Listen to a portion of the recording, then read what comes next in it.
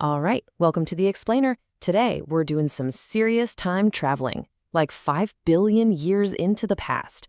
We're going to uncover the story of how our planet was born, from its super fiery beginnings to, well, the world we all call home. So, where do we even begin? Let's start with just one number, a really, really big one: 6,000 degrees Celsius. I mean, think about that. That's how hot the early Earth was. We're talking as scorching hot as the surface of the sun. It's just wild to even try and picture it. So the big question is, right?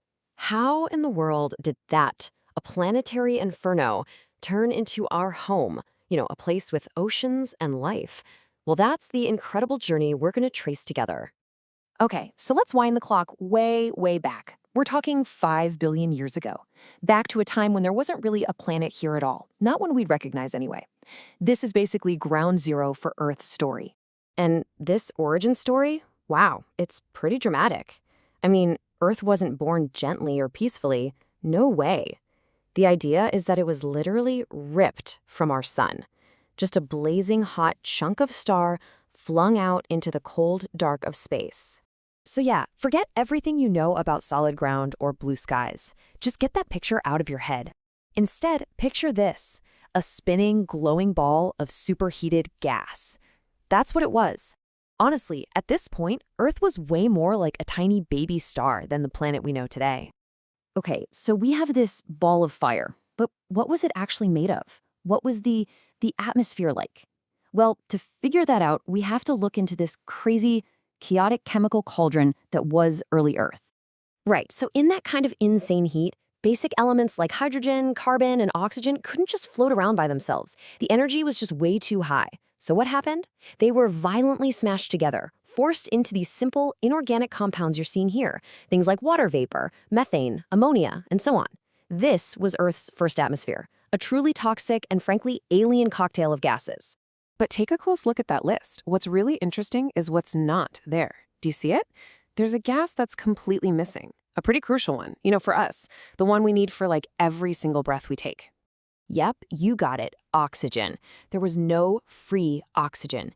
The early Earth had what we call an anoxic atmosphere, and that just means it was completely 100% lacking the gas that we and most life on Earth depend on to breathe. Kind of mind-blowing, right? And without any oxygen to kind of balance things out, this chemical mix created an unbelievably hostile environment. I mean, these gases made the surface super corrosive and intensely acidic. It really was an alien world through and through. But here's the thing. This fiery, acidic world, it wasn't going to last forever. Not by a long shot.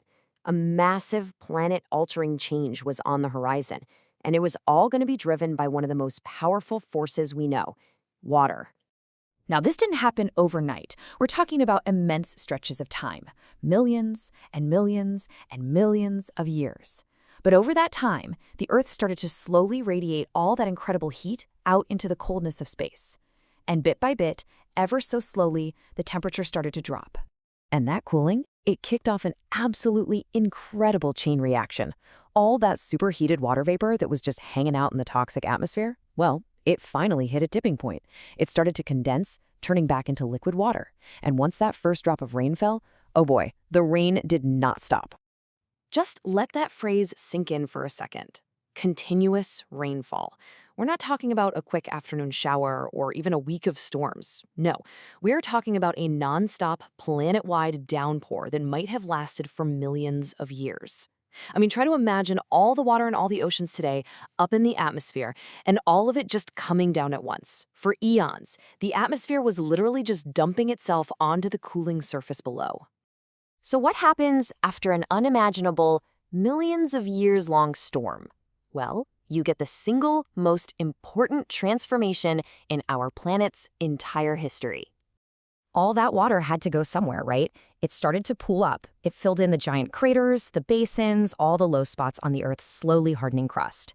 And that's how we got our first huge primitive oceans, the very oceans that would come to define our entire planet.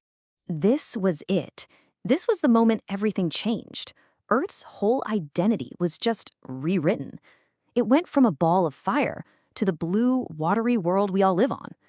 The transformation was finally complete.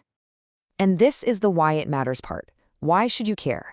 Because every single ocean, every river, heck, every drop of rain you've ever felt, it's a direct descendant of that first great world-making storm. The water on our planet, it's been here pretty much since the beginning. It's the same water. So, with that great transformation done, the planet now had it all. Huge oceans, an atmosphere that was starting to take shape, and a stable surface. The stage was perfectly set, and it was set for the next, and maybe the most incredible chapter in Earth's story, the origin of life itself. But you know what? That's a story for another time.